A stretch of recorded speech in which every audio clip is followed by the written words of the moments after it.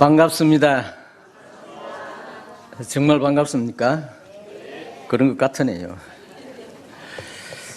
199장 찬송을 부르면서 문득 제가 자녀들을 키우던 어린 시절이 생각이 났어요. 저희 부모들은 하나님을 믿지 않았습니다. 제가 10살 때부터 교회 다니기 시작했고 18살 때 구원을 받았었습니다. 그래서 저들은 이 찬송가 가사에 나오는 대로 어머님이 말씀을 읽어주는 그런 경험을 못했어요. 그러나 이제 제 자녀들은 어렸을 때부터 요새 말하는 모태교인이기 때문에 태어날 때부터 하나님 말씀을 듣고 태어나서 이제 어렸을 때 제 아들 같은 경우에 이 그림으로 읽는 성경이라고 하는 아주 두터운 책이 있었어요.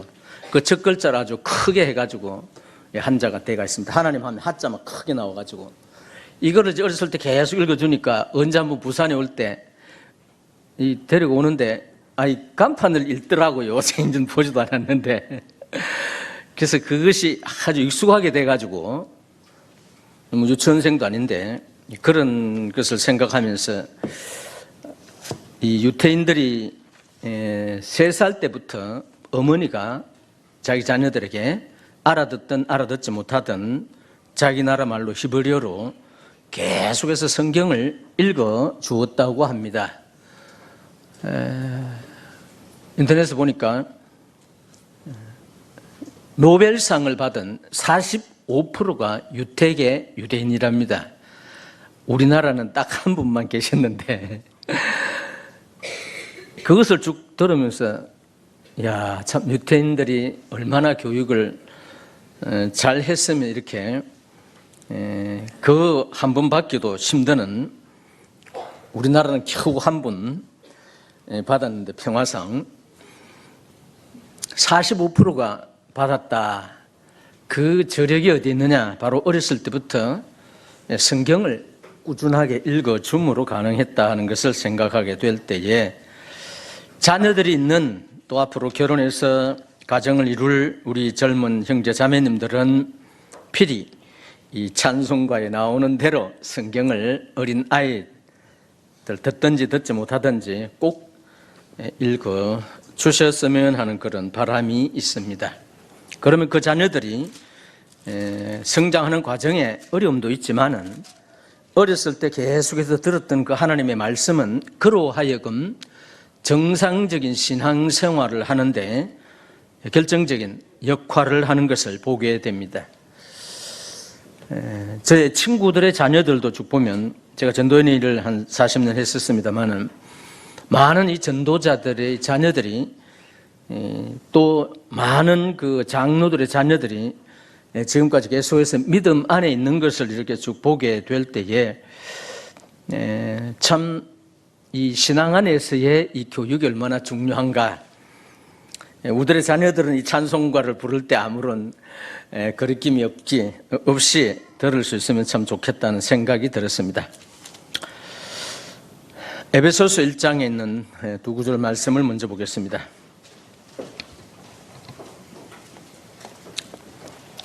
에베소서 1장 17절에서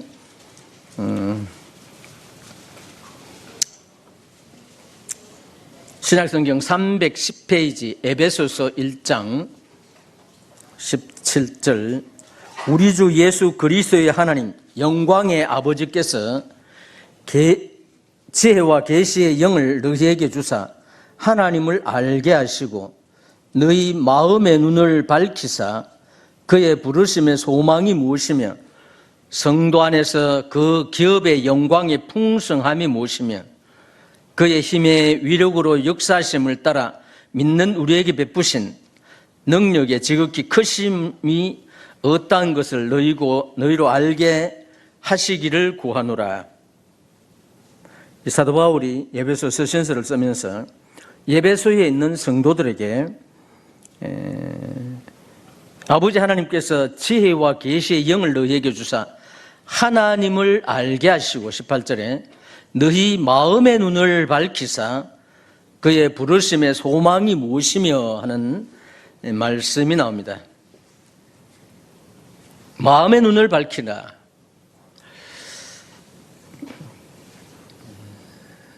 우리의 이 영혼의 눈, 마음의 눈이 이 밝을 때만이 이 하나님을 우리가 알게 되고 또 지혜와 계시의 영이 우리 안에 계시기 때문에 이미 그 영을 통해서 하나님이 우리를 부르신 부름의 목적도 알게 되고 하나님의 말씀을 깨닫게 됩니다.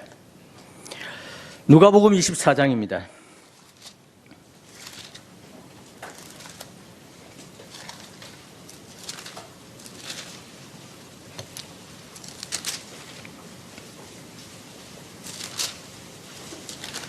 누가복음 24장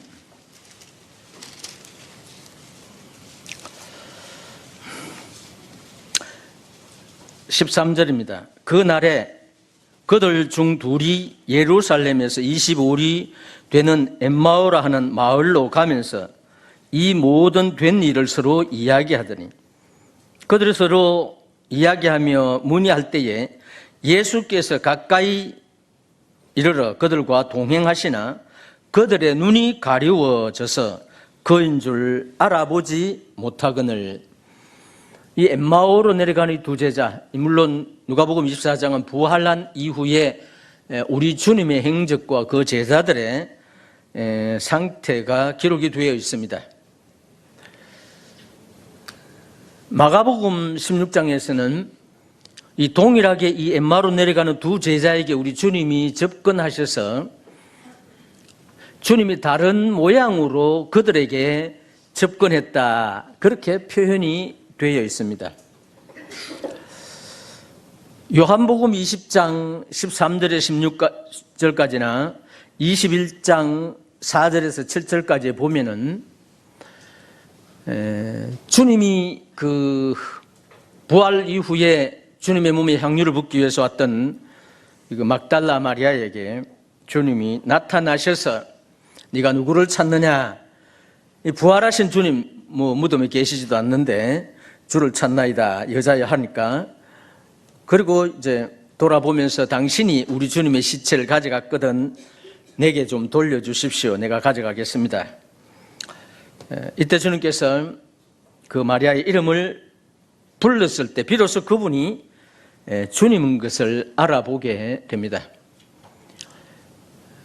엠마오로 내려가는 이 두 제자는 물론 주님의 12제자는 아닙니다. 그러나 제자라고 표현되었을 때에 상당히 주님과 가까이 있었던 이 주님의 이 12사도와 함께 어쩌면 3년 반 동안 따라다닐 수도 있습니다. 사도행전 1장에 보면은 가룟 유다를 대신해서 한 분의 사도를 세울 때에 제자들과 함께 동고동락하면서 주님의 말씀을 달았던 두 사람을 천거해서 그중에 한 사람을 제비 뽑아서 12사도에 가입하는 것을 보게 됩니다. 그래서 주님은 비록 12제자에게뿐만 아니라 수많은 주님을 따르는 제자들이 있었던 것을 봅니다. 이 제자들은 주님이 어떤 분인지 음성만 들어도 모습을 보아도 잘 압니다. 제가 최근에 모자도 쓰고 선글라스를 끼고 나오는데 모든 성도들이 저를 잘 알더라고. 분장을 했는데 익숙한 사람은 어떤 모습이든지 간에 멀리서 가까이 있든 상관없이 그 사람을 우리가 알아볼 수가 있습니다. 그런데 부활한 이후에 주님이 자기 자신을 계시하지 아니하시면 가장 가까이 있는 제자들조차도, 특별히 이 여자들은 대단히 센스가 있고 민감하잖아요. 그런데도 주님을 첫 번째는 몰라보는 그러한 것을 성경은 기록하고 있습니다. 그래서 부활한 이후에 주님은 필요한 때에 필요한 사람에게 자기가 누구인지를 알려주는 것을 보게 됩니다. 이 제자들이 결국은 왜 예루살렘에서 엠마오로 내려가느냐? 주님이 부활한 소식을 듣고도 그들은 예루살렘에 머물러 있어야 함에도 불구하고 그 여자들이 전해주는 부활의 소식을 믿지 않았기 때문에 그들이 별 할 일도 없이 예루살렘으로 쭉 내려가고 있습니다. 주님의 접근해서 대화를 나눕니다. 그들은 부활을 믿을 수 없다고 이야기했었을 때에 우리 주님께서 구약에 기록된 모세의 율법과 또한 다윗의 시편, 선지자의 글로 시작해서 주님에 관한, 특별히 그 핵심적인 건 주님이 죽은 자 가운데 부활하실 수밖에 없는 그것에 대한 말씀을 나누어 주었습니다. 누가복음 마지막 부분에 보면은 11 제자에게 주님이 또한 나타나셨을 때에 그들 역시 주님을 부활한 주님으로 아는 것이 아니라 영으로 부활했다, 그렇게 이해하고 있는 거예요. 여호와 증인들은 예수를 하나님으로 믿지 않기 때문에 몸으로 부활한 것을 부정합니다. 그래서 예수님은 영으로 부활했다. 그래서 그들이 가지고 있는 그들만의 성경, 신세계 성경을 통해서 성경 원어를 완전히 의역을 해가지고 정상적으로 번역한 것이 아니고 자기 구미에 맞추어서 번역을 합니다. 그래서 예수는 그냥 많은 아들들 중에 하나고 피조된 분이다. 그리고 그분은 몸으로 부활한 게 아니고 영으로 부활했다고 우깁니다. 그런 자들을 향해서 주님이 직접 24장 36절 이하에 몸으로 부활했던 것을 보여주시고 또 너희에게 먹을 것이 있느냐 말씀하시고 그들 앞에서 먹습니다. 생선을 받아서 잡수시죠. 그 다음에 24장 44절을 보면 또 이르시되 내가 너희와 함께 있을 때 너희에게 말한 바 곧 모세의 율법과 선지자의 글과 시편의 나를 가르쳐 기록된 모든 것이 이루어지리라 한 말씀이 이것이라 하시고 그들의 마음을 열어서 뭐라고요? 성경을 깨닫게 하시니라. 신약 성경에 기록되어 있는 성경이라고 하는 모든 단어들은 이때 당시에 신약시대 때는 성경이 성문화, 신약 성경이 성문화되지 않았기 때문에 모든 것을 구약을 지칭하고 있습니다.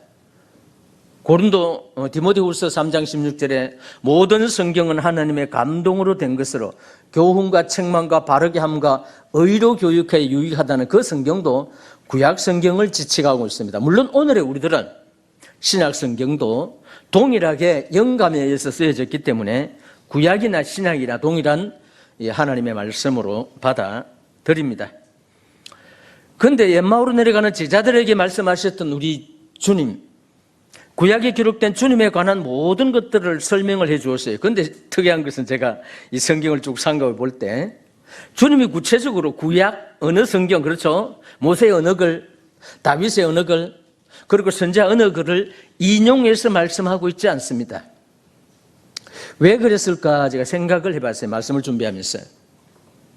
이것은 오늘에 살고 있는 우리들에게 우리들의 마음문이 열린다면, 영안이 밝아진다면 구약 성경을 읽을 때에 그 말씀이 우리 주님에 관한 것인지 주님의 예언에 관한 것인지를 충분히 깨달을 수 있도록 우리에게 기회를 주신 것이 아니냐, 그렇게 생각이 되어집니다.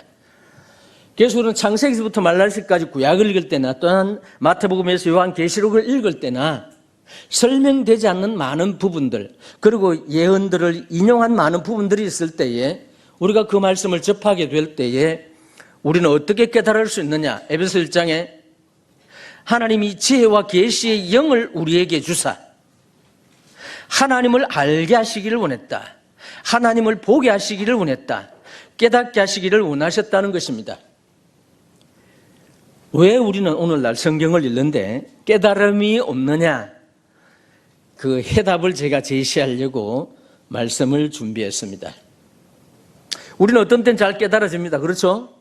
또 어떤 때는 말씀을 듣게 될 때 감동이 됩니다.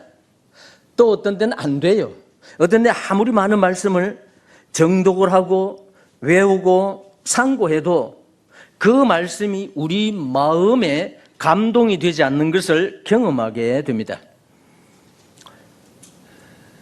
제가 구원받은 지 60년이 다 되어 갑니다.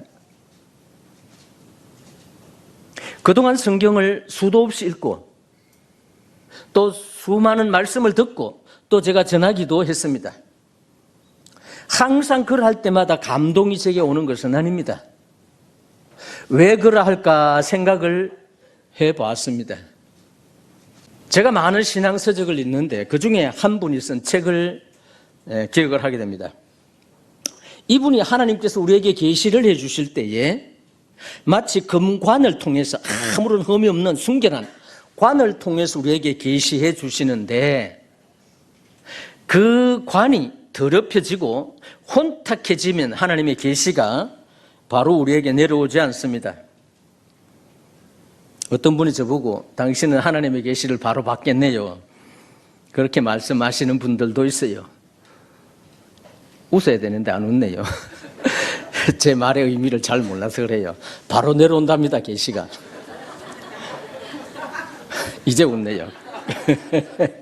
그래서 금관과 같이 순결하고 깨끗한 영혼을 유지하게 될 때 비로소 하나님께서 우리에게 계시가 우리의 심령에 들어오며, 그 계시를 통해서 우리가 감동을 받게 되며, 그 계시를 통해서 우리가 말씀 안에서 승리의 삶을 살 수 있다고 하는 것입니다.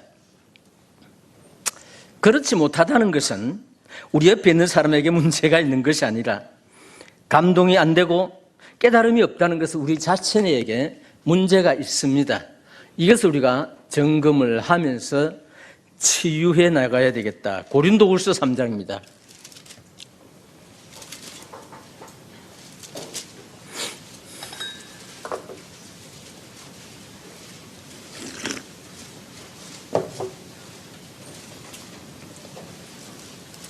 구약시대 때는 하나님께서 필요한 때에 필요한 사람에게 성령을 주셔서 필요한 기간 동안만 사용을 하셨습니다.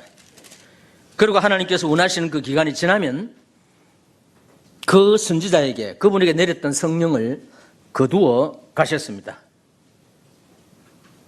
그래서 구약시대 때의 선지자들이 받았던, 구약시대 때의 우리 믿음의 선진들은 오늘날 우리 안에 내재하고 계시는 이 계시의 영, 그리스도의 영, 말씀을 깨닫게 하는 그 영은 우리들 시대는, 이 신약 시대 때는 항상 머물러 있습니다.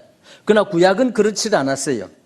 그래서 구약의 믿음의 선진들과 우리의 차이가 엄청난 것입니다.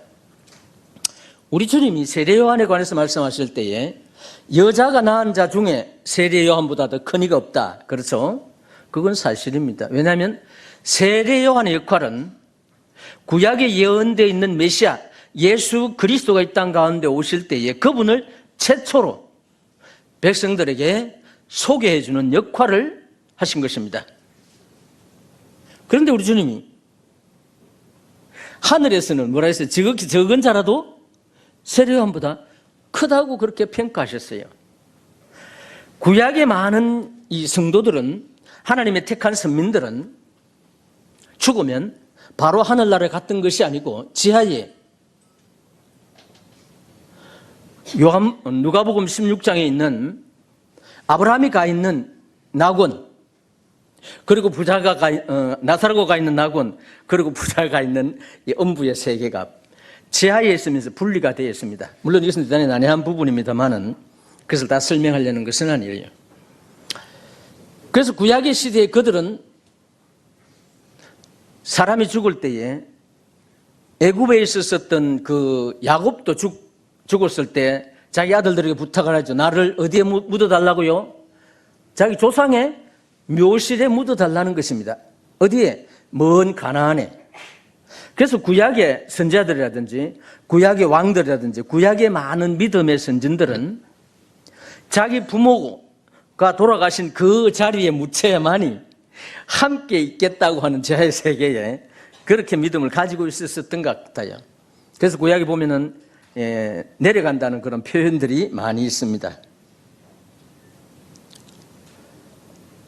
물론 에베소서 4장에서 주님이 부활 성천하실 때에 그 낙원에 있던, 지하의 낙원에 있던 모든 믿음의 사람들을 데리고 위에 올라갔다. 이것도 난해한 부분입니다만 제가 그냥 믿는 믿음입니다. 올라가셔서 지금 지하에는 낙원은 비어 있다. 그렇게 이제 성경학자들이 해석을 합니다. 여하튼 주님 당시에 주님이 표현했던 대로 우리가 빌린다면 모든 오늘날 그리스도인들은 죽자마자 셋째 하늘에 들어가게 됩니다. 그래서 주님과 함께 계시게 되는 거라요. 그래서 주님은 우리들의 신분을 그렇게 크게 표현을 했습니다. 세례 요한도 주님과 자기와의, 그때는 모든 이스라엘 백성들이 인정했던 대선지자이면서도 나는 예수님의 발에 신발끈을 풀기도 감당치 못한 사람이다. 그분은 흥해야 됐고 나는 쇠해야 되리라는 이런 말씀을 해준 것을 보게 됩니다. 그래서 이 세례 요한 또 우리들의 신분의 차이를 말씀해 주고 있는 것들도 보게 됩니다. 고린도후서 3장, 시간 관계상 다 읽지 않고 필요한 부분만 읽겠습니다.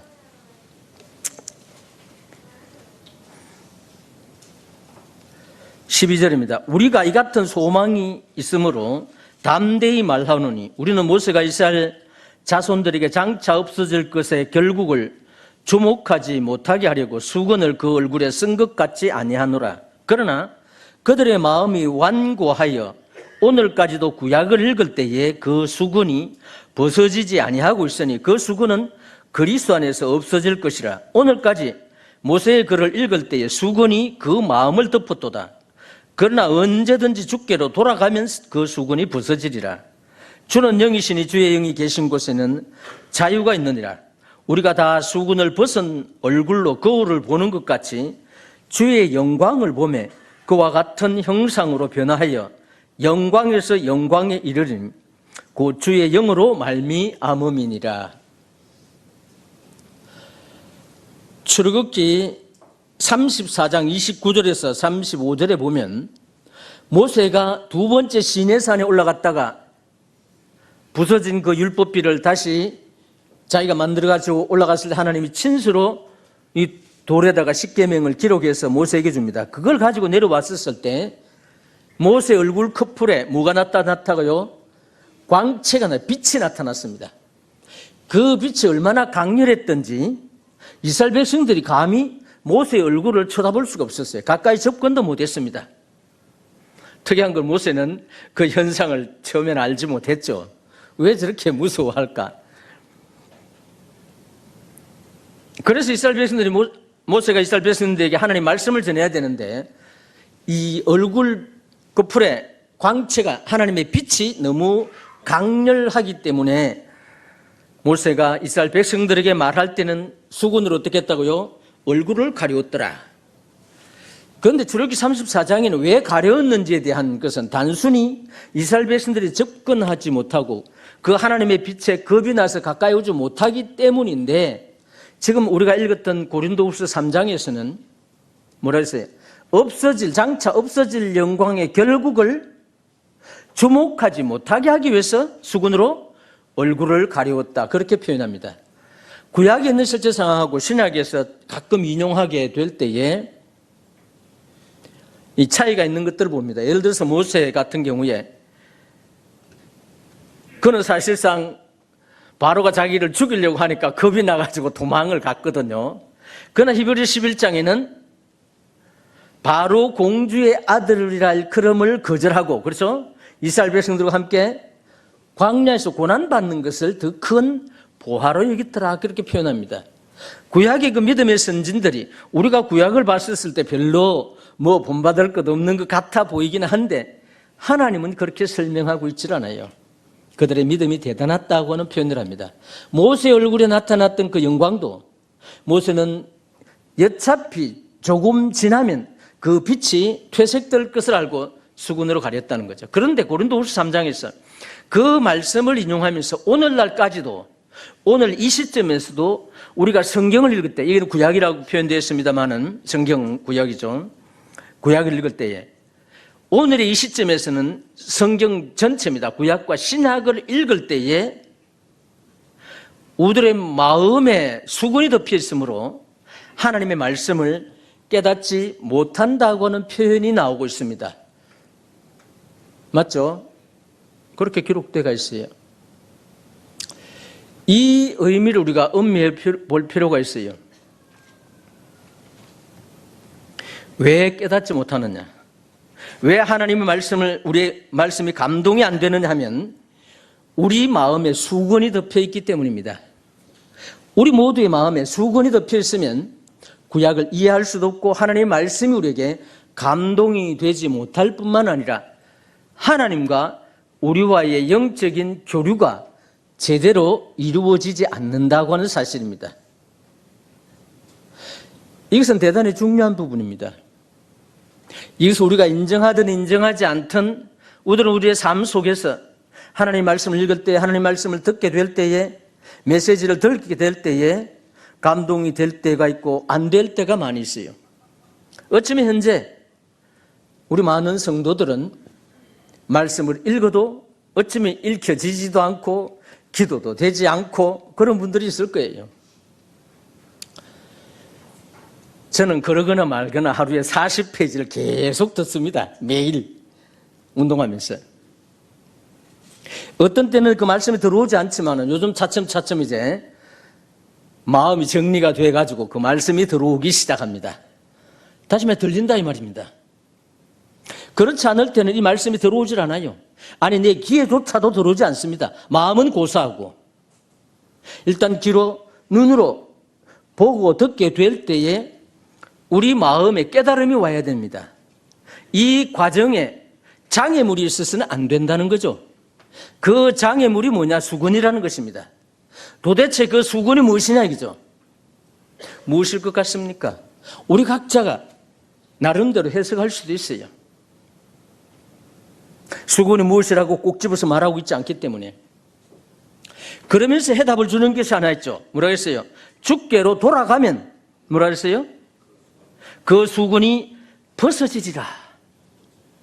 그렇다면 우리가 하나님의 말씀을 듣고 하나님의 말씀을 읽게 될 때에 우리가 감동이 되지 않고 깨달음이 없는 것은 우리의 영혼이 지금 현재 주님에게로 가까이 접근이 되지 않았다고 하는 증거입니다. 이건 제가 만들어낸 이야기가 아니에요. 그렇죠? 성경이 그렇게 말씀하고 있습니다. 우리 각자를 살펴보시기를 바랍니다. 깨달음이 없습니까? 말씀을 읽을 때 재미가 없습니까?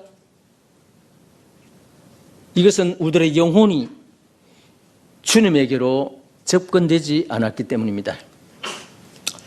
성령은 우리 안에 계시지만은 우리가 항상 주님과 동행해야 할 필요가 있어요.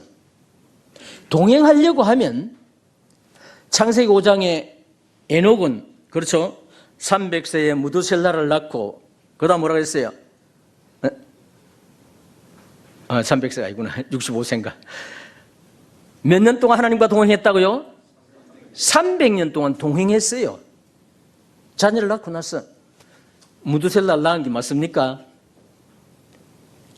무두셀라의 이름의 뜻은 이 아들이 죽으면 세상에 심판이 온다고 하는 뜻을 가지고 있답니다. 계산을 쭉 해보니까 노아 홍수 때에 딱 맞아떨어지는 거예요.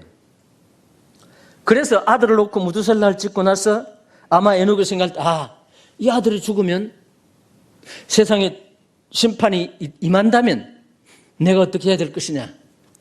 하나님과 동행해야 되겠다. 자, 에녹이 동행했다는 그 의미는 뭐냐 하면요. 우리가 일반적으로 동행한 건 차원이 다릅니다. 구약시대 때는. 이 앞에 정금다리가 있는데 이거 넓어서 몇 사람이 건너갈 수 있어요. 그러나 시골에 이 개울이 있을 때 정금다리가 아주 한 사람밖에 못 건너갑니다. 경험해 본 적이 있어요. 저는 경험해 봤어요. 에녹은 추울 때, 살얼음이 올 때, 그걸 건너갈 때 자기는 발을 걷고 물로 들어가고 하나님이 정금다리를 건너가십시오라고 했다고 합니다. 비유를 들어서 그렇다는 거예요. 결국은 이 에녹의 의식 속에 300년 동안 하나님이 항상 자기와 함께 계시다는 것을 의식했다는 겁니다. 이게 바로 동행입니다. 구약시대 때에. 자, 오늘 우리 모두가 주님 안에 있어요. 그렇죠? 주님 우리 안에 계시고 우리는 주님 안에 있습니다.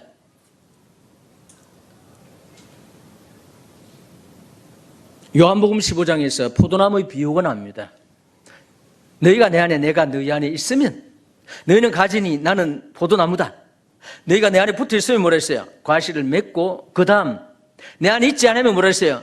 과실을 맺을 수 없다는 것입니다. 그러면 우리가 주님 안에 거할 수도 있고 거하지 않을 수도 있다는 것입니다. 어느 때 우리가 주님 안에 거하지 않는 것입니까? 수군이 우리 마음을 덮을 때, 우리 마음이 주님으로부터 멀어졌을 때 주님 안에 거하는 것이 아닙니다. 깨달음이 없습니까? 감동이 없습니까? 그럼 우리 자신을 살펴봐야 돼요. 내가 지금 주님 안에 있지 않구나.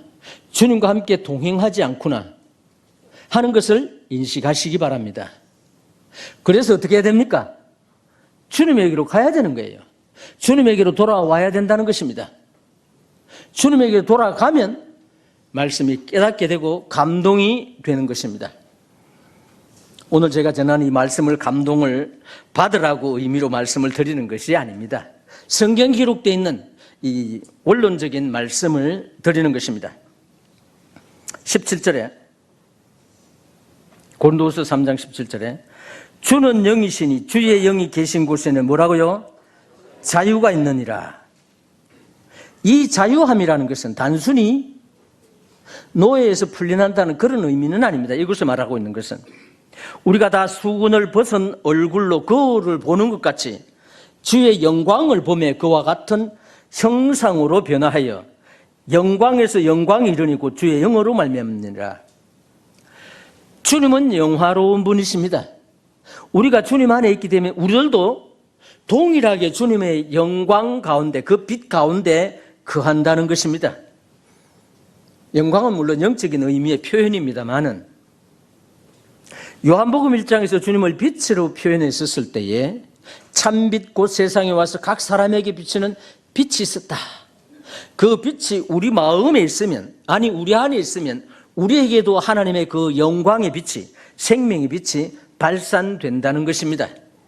그런 것을 가리켜서 영광이라 그렇게 표현을 하고 있어요. 주는 영이시니 주의 영이 고신 것은 자유함이 있다. 그 자유함이 과연 무엇일까?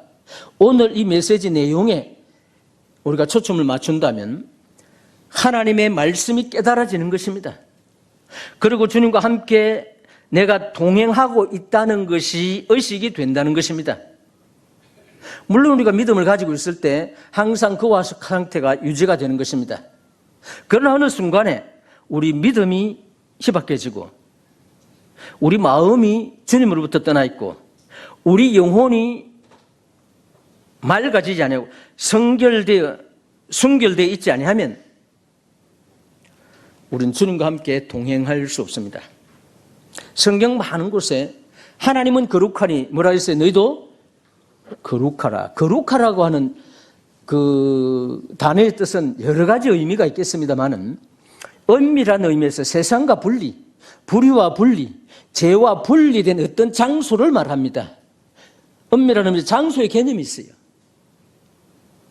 하나님이 거룩하다면 하나님 모세를 처음 만났을 때 가시떨기 불꽃 가운데서 모세를 향해서 야, 네 발에 신을 벗으라 그래서 네가 쓴 것은 거룩하다. 그러면 그 장소가 특별하기 때문이 아니고 하나님이 임재하신 곳이 그렇죠? 뭐라요? 거룩하다는 겁니다. 네가 신을 신고 있어서는 안 된다. 신을 벗어라. 우리 마음에서 지금 현재 하나님과 함께 동행하면 하나님과 함께 거하시면 그게 바로 거룩입니다. 순결하다는 거예요. 깨끗하다는 것입니다. 참 자유가 있다는 것입니다. 단순히 편안하고 즐겁다는 의미는 아닙니다. 이건 사실상 주의 영이 계신 곳에는 자유함이 있다. 말씀을 들을 때 깨달음이 와야 됩니다. 말씀을 읽을 때 깨달음이 와야 돼요. 우리의 영혼이 하나님을 향해서 순결한 관과 같이 되어 있어야 되는 겁니다. 그래야만 하나님 말씀이 그대로 우리에게, 우리의 심령에 들어오게 되어 있어요. 어렵습니까? 아니, 어려우면 어렵다고 하세요. 저는 단순 무식하기 때문에 쉽게 설명합니다. 누구든지 이해될 수 있도록.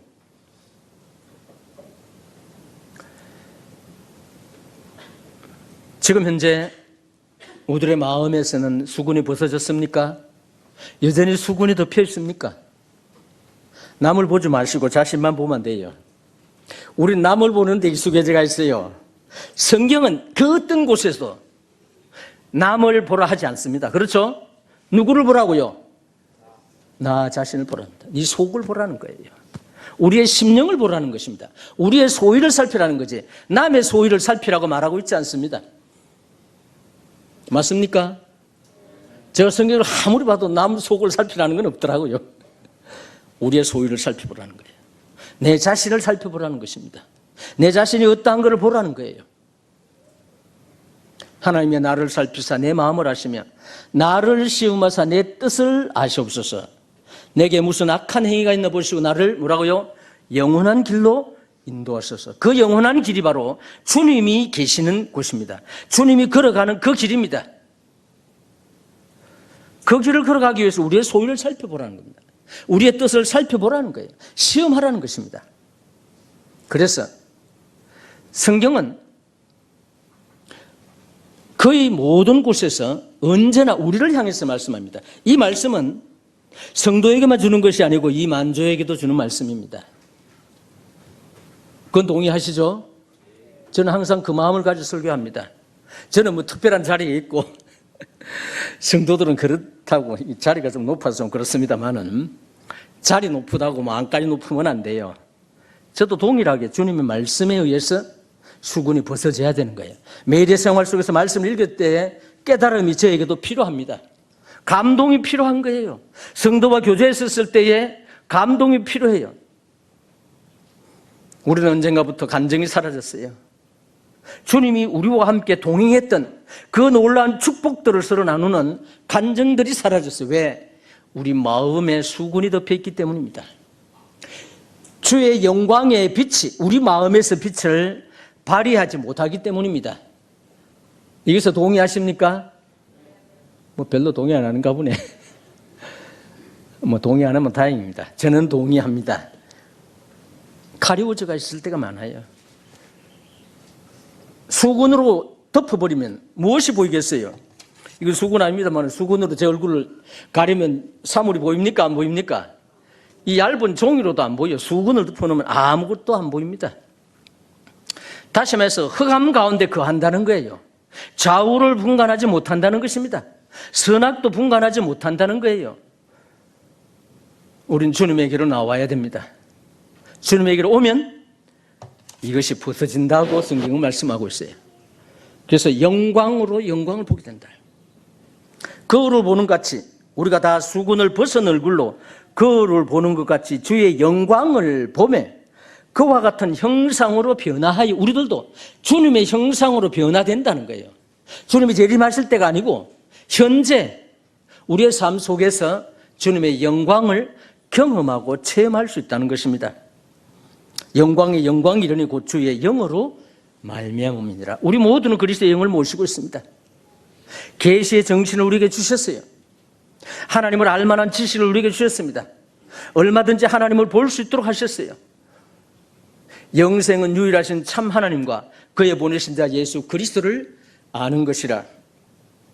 눈이 4개인데도 뒤에 시계가 잘 안 보이네요.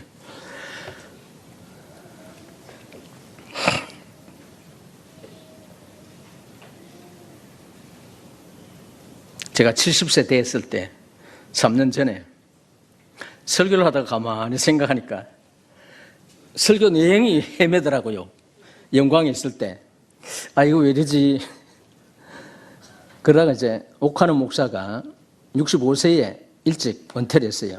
은퇴하면서 유명한 한 문구를 남겼습니다. 늙으면 할 수 있는 일보다 할 수 없는 일이 많다 하는 것이 제 눈에 싹 들어왔어요. 한 20년 전입니다. 한 20년, 10년? 그렇죠. 은퇴할 때. 지금도 그렇다 이 말입니다. 이해하십시오. 그리스도의 영이 우리 안에 계시면 우리 모두가 모시고 있으면 하나님의 말씀이 깨달아져야 되는 것입니다. 그리고 그리스도의 영광을 볼 수 있을 뿐만 아니라 우리의 삶을 통해서 주님의 영광의 빛이 나타나야 되는 것입니다. 모세가 시내에서 내려왔을 때 그 얼굴에 광채가 어느 정도였느냐? 백성이 가까이 접근하지 못할 정도로 빛이 나버렸어요. 모세는 알지 못했어요. 우리에게서 그와 같은 빛이 나타나야 됩니다. 미소가 나타나라는 말이 아니에요. 외형적인 것을 말씀드리는 것이 아닙니다. 우리의 삶을 통해서 우리의 마음이 성도들에게 비춰질 때에 우리 자신의 것이 아닌 그리스도의 영광이 우리 삶을 통해서, 우리 마음을 통해서 표출되어야 된다고 저는 믿습니다. 동의가 됩니까? 예, 동의가 이제 차츰차츰 돼 가는가 보네. 그런데 말씀은 마지막입니다. 주님 안에 우리의 소유를 살펴보면서 주님을 만나서 주님과 더불어 다함이 없는 교제를 우리가 나누도록 하십시다. 그렇게 될 때 비로소 우리들은 말씀이 깨달아지고 왜 하나님이 우리를 부르셨는지에 대한 부름의 소망도 우리가 알게 될 것입니다. 그러면 정말 기쁘고 즐거운 삶을 사실 수가 있어요.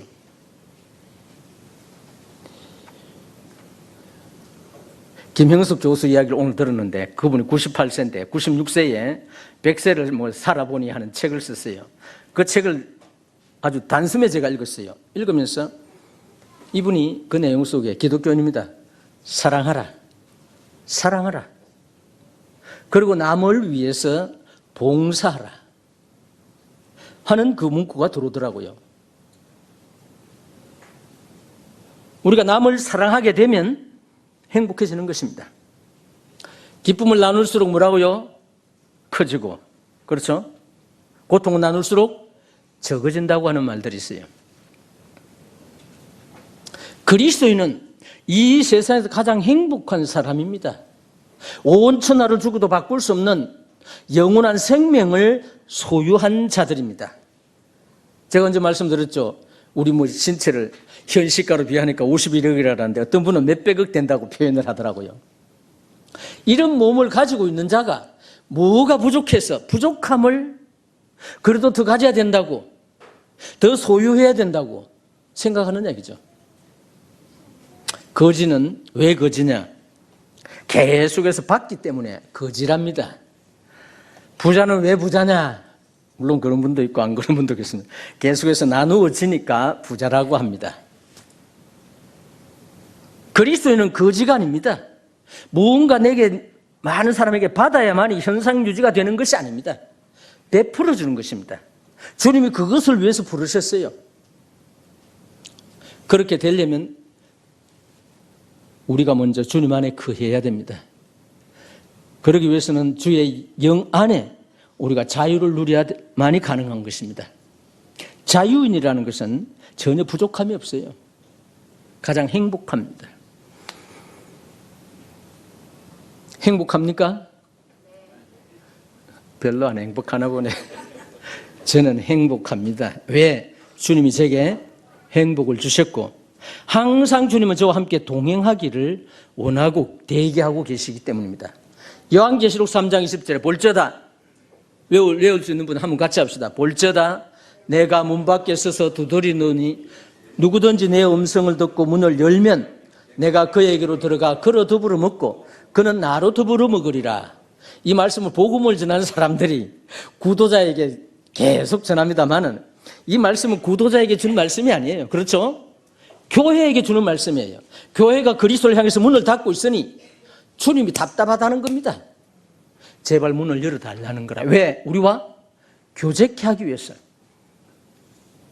고린도전서 1장 9절에 너희를 불러 우리 주 예수 그리스도 우리 주로 더불어 교제케 하시는 뭐라고요? 하나님은 신실하시다. 교제하기를 원하셨어요. 우리를 구원한 목적이 거기였어요. 주님을 향해서 마음문을 엽시다. 그리고 언제든지 주님이 우리 안에 들어오셔서 우리와 더불어 다함이 없는 교제를 하게 하십시다. 그러면 우리가 성도들을 향해서도 교제할 수 있는 많은 간증들이 있습니다. 오늘 이후로는 식사하실 때도 주님으로 받은 바를 좀 나눕시다. 간증을 나누십시다. 동의하십니까? 동의하세요? 좀 그렇게 하십시다. 그러면 우리 마음이 여유로워지는 것입니다. 기도하시겠습니다.